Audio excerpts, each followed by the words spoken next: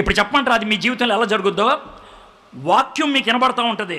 వాక్యం, ఈ వాక్యములో ఎక్కడో నీకు టచ్ అయింది, ఎక్కడో నీకు కనెక్ట్ అయిపోయింది. కనెక్ట్ అవ్వగానే అదొక పదం అవ్వచ్చు, లేకపోతే కాన్సెప్ట్ అవ్వచ్చు, లేకపోతే ఒక విషయం అవ్వచ్చు, నీకు కనెక్ట్ అయిపోయింది. దాంతో నీకు అర్థమైపోయింది ఇది నా కోసమే అనేసి.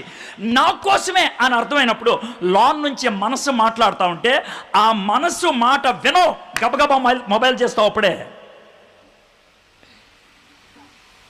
అప్పుడే పక్కన ఏం చేస్తున్నావు అంత అవసరం లేదు మాట్లాడతావు.